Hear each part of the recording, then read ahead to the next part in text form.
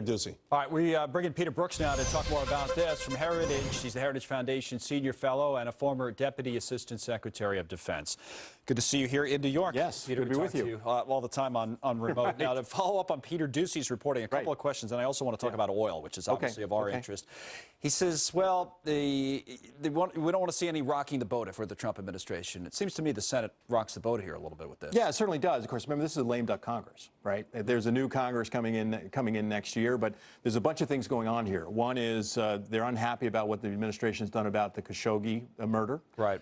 They're unhappy about the war in Yemen. And they're also happy, if you heard Bernie Sanders talking about the war powers resolution. They've been saying that Congress has to give the president authorization to use force involved with the Yemen war. So there's a lot of complicated issues here. What are the odds as they push it forward that they can get, to Peter Ducey's point, this veto-proof majority that would force the president to act here? Well, this is just a resolution, a non-binding resolution. It's a sense of the Senate saying we're really unhappy about this. This kind of sends a signal to the White House that we want you to do some things about it.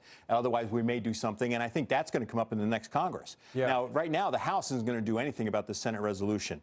Next Congress, in January, when it's a Democrat-led Congress, they may feel very strongly and be able to come to some sort of agreement with a Republican-led Senate, trying to force the president's hand by sending him a bill as opposed to a resolution. So if you're advising the president on this from his own interests, and we've already heard what he's had to say about it, it's kind of interesting because there was another story out there, Bloomberg had it earlier, about oil, saying that Saudi Arabia plans to target the U.S. with what were described as sharp export cuts. Now, President Trump has been very clear. He was supportive of Saudi Arabia, even going against his own party to do so, but he's been very clear. He said, hey, let's keep this oil flowing. Let's keep these prices low. This seems to be the exact opposite from the Saudis of what the president was calling for. So now what does the president do? Well, this is speculation, but the Saudis could be showing some peek here about what happened in the Senate. What do you mean?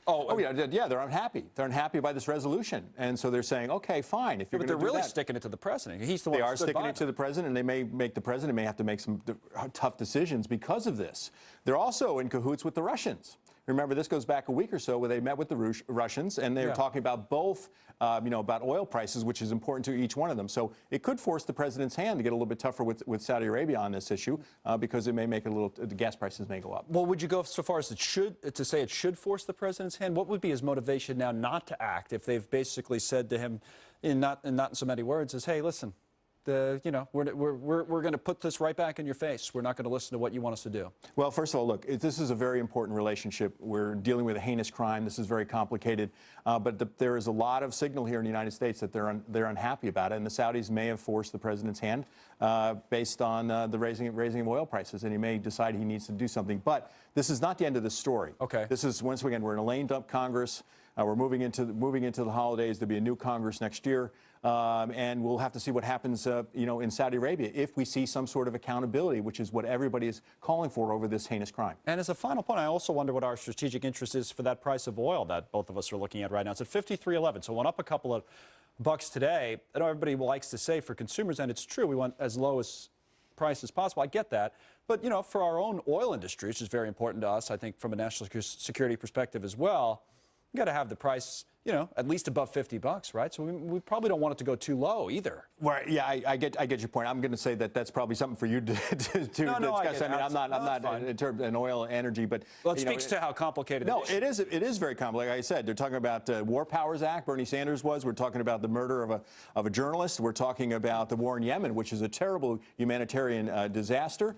And it means that there's tough challenges and tough choices ahead for the administration and others, not just the United States. Well, it's always great to have your analysis. I mean, anytime you're in New York, Peter, stop by. Thank you very much. Walk in, great to be here. Peter Brookes. Thank you very much.